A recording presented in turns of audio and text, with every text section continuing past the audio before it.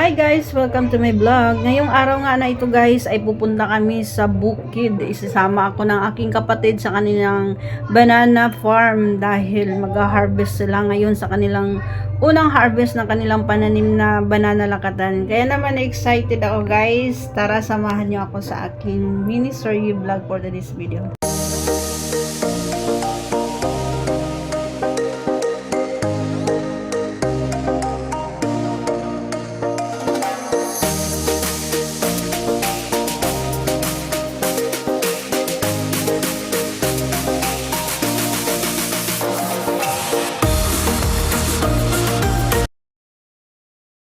Sa wakas, pagkatapos ng medyo mahaba-habang biyahe ay nakarating na rin kami dito sa farm.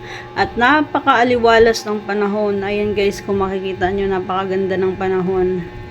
At ang maganda pa dito ay kahit tirik na ang araw, talaga namang hindi siya masyadong mainit sa balat dahil nandito kami sa medyo mataas na tuktok guys. Medyo mataas na bundok to kaya hindi siya masyadong mainit. Malamig yung simoy ng hangin. Ayan guys, nakikita nyo, ito na yung kanilang mga pananim na saging. At ayan si Bayaw nagbuhat ng isang sako na abono, napakasipag. Ayan, si Bayaw at ang aking kapatid. Talaga namang nakakatuwa dito guys, ngayon ko lang na nakita. Ganito pala yung mga pananim na lakatan. Ito yung tinatawag nilang tissue na lakatan guys. Ayan, nakabalot siya ng mga kulay blue na mga plastic bags kasi talagang alagang-alaga pala talaga itong mga saging na ito. Ito yung mga klase ng saging na makikinis. Yung mga nabibili natin sa palengke na wala siyang mga tinatawag na dot, yung mga itim-itim sa balat. Yung kalawangin, yung ganun. Kasi ito siya, ito yung tissue na saging. At ganyan lang mag-harvest. Ayan yung kapatid ko, bunso naming kapatid. Ganyan lang mag-harvest. Pipiliin lang yung mga saan yung mga magulang. Tapos titibain, ilagay dyan sa isang pwesto, pagsamasamahin lahat. So ayan na yung mga natiba nila guys. So ang kikinis talaga ng mga saging. Grabe. Wala kang makikitang mga itim-itim niyan, sobrang kinis. Ayan oh. Kapag kinis to, tuwa ako dyan. Ang dami na nilang natiba dyan.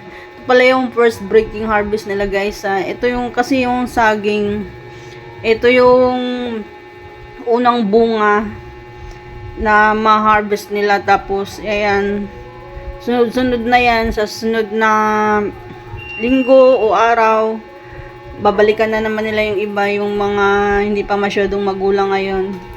So ayan ang ginagawa nila guys. Itong pinaka katawan ng saging, ito yung gagawin nilang pangsapin doon sa crates para sa pagpacking ng saging. So sa gayon ay hindi magagasgas yung saging sa kahon. So ayan, ganyan lang yung ginagawa. Ayan, kuan ng mga balat ng saging. Tapos isi-selector. Yan. Kailangan maingat na matanggal isa-isa yung mga sipi ng saging. Hindi siya madurog. Kaya pag once na madurog yung isang sipi, reject na yan tawag yan guys. Kailangan buo yung isang sipi dyan. So yan, titimbangin siya. Ang laman pala na itong isang kahon ay 34 kilos. So tama ang timbang. At minsan may pasobra pa pag alanganin yung sipi. So ganyan siya kabusisi ang pag-harvest ng saging. Hindi rin madali. Kasi ang daming proseso mula sa pagtiba. Yan, dadalhin sa isang area. Tapos ganyan, pipili ka. Ang saging pala na ito guys, may mga classify pala ito. Class A to Z. Kaya lang, parang halos class A naman to guys lahat. Kasi magaganda siya, malalaki. Tama lang, regular size. Pag yung C guys, yung class C, yun yung pinakadulo na ng saging, yung maliit na talaga siya, yung hindi na siya ganun kalaki, yung medyo payat na. Yun na yung pinakadulo sa buwig ng saging. So yun yung tinatawag na class C. So yan, ipapacking ngayon ng ganyan. Tapos dadalhin doon sa bodega. Andun yung bodega guys, kung saan nandun yung mga truck. Doon pagsama-samahin, ikarga lahat ng mga saging. Ito pala sa saging na to guys ay papunta ito na Luzon. Doon talaga ang mga ang biyahe nito. So ayan.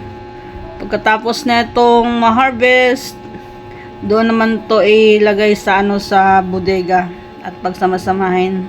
So yun lang yun guys, yung pag-harvest ng saging. Pauwi na kami niyan. Pinapakita ko lang yung view ng mga nadaanan namin. Meron pala ditong marang guys, nung nakaalam sa marang na prutas. Ito yung itsura ng marang na prutas. Medyo malabo lang yung At meron din ditong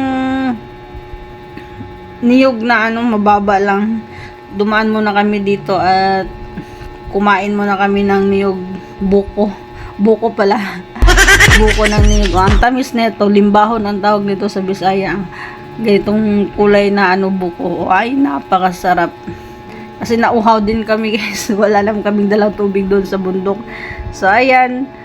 Napakaganda ng experience talaga ng araw na to. So, pauwi na kami guys. Ayan yung mga view. Pababa.